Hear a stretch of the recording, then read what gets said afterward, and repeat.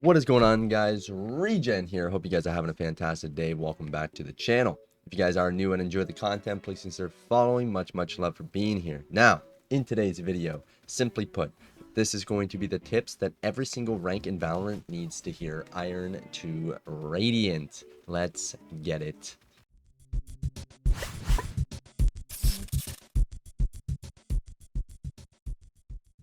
Alrighty, starting with Iron, simply put, guys, nothing, and I mean nothing, is on your teammates. No matter the circumstances, how bad they are, what is going on in the scenario, in any in-game scenario, nothing is on your teammates. It is Iron for a reason. Some people play the game to just try it. Some people play the game because they don't care. Iron is not a rank to be taken seriously in. So if you guys are in Iron and you are flaming your teammates, you guys should not be flaming anyone. No matter if they are better than you, no matter if they are worse than you. They are in Iron. Let them enjoy the experience of Iron, please.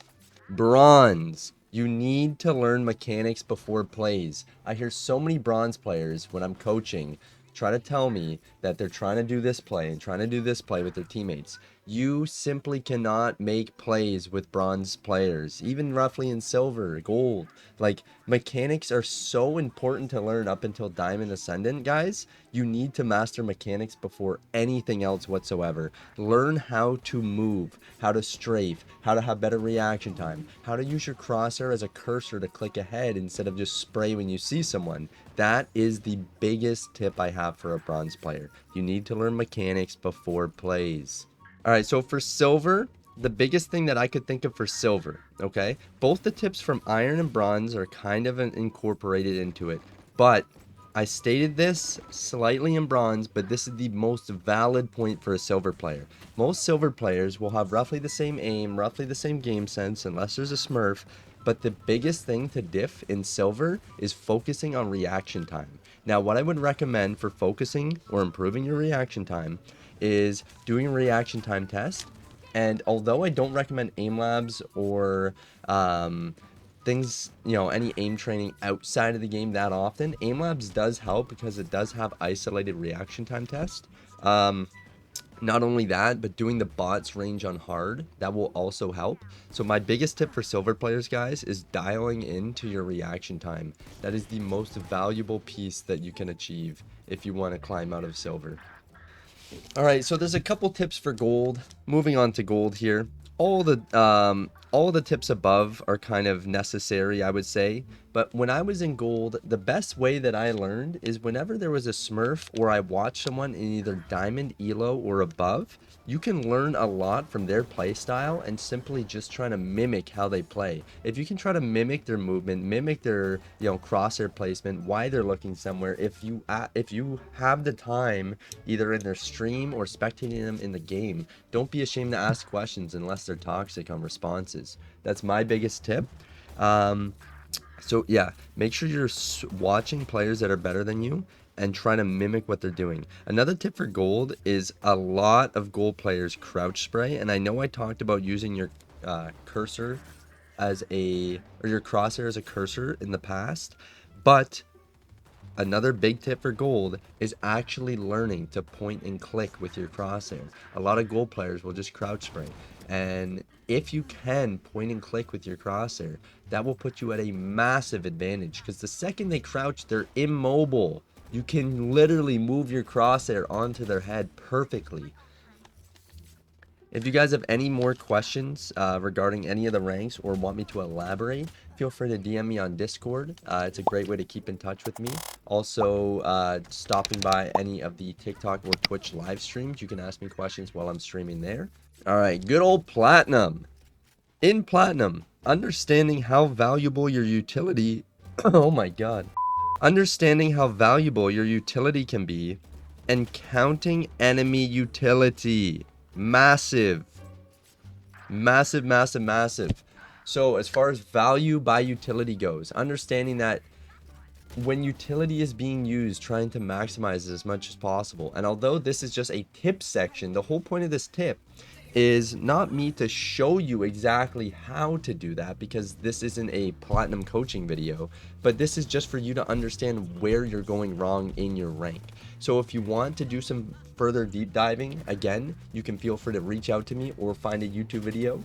But a big piece of understanding the value of your utility is if you use 7 pieces of utility to take the site, have the knowledge that they have a lot more utility for retake than you.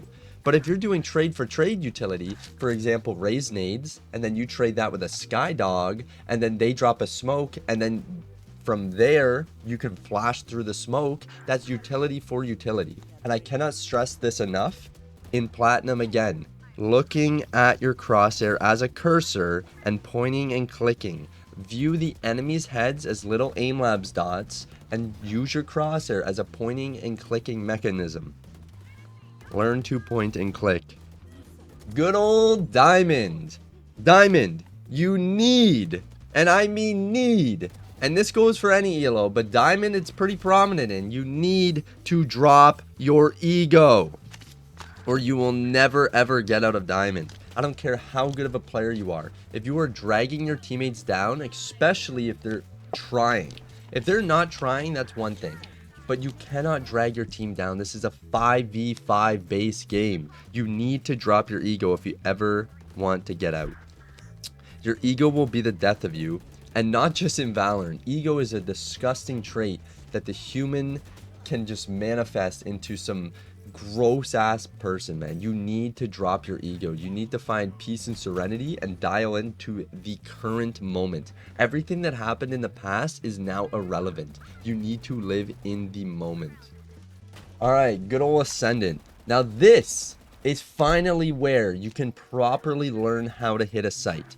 There is plenty of YouTube videos on every single map on how to execute on certain sites, but in Ascendant, this is where you can actually learn how to coordinate a site hit. So learning how to properly hit a site, or if you're lurking, Cypher, Chamber, and unpopular opinion, but Reyna and even Yoru, depending on your team comp, can be great lurk agents. Any Senti pretty much, Reyna, Yoru, Yoru lurks up mid late, gets a pick, TP's back main, plays late main, now you're up 5v4. Reyna, her util is pretty much only good if you're throwing it beside a Sova drone or throwing it out of the site as soon as a Sky Dog goes out. But if your team doesn't know, or depending on your team comp, can't play correctly or as a team, I would strongly recommend lurking. Not just learning how to hit a site, but learning how to hold map control is also very, very valuable. If you have a certain amount of map control, then that means your team only has to look at X areas. And if they only have to look at 2 areas instead of 4 areas, even though it's just one player on the other side of the map, you are holding massive map control for them and keeping them contained.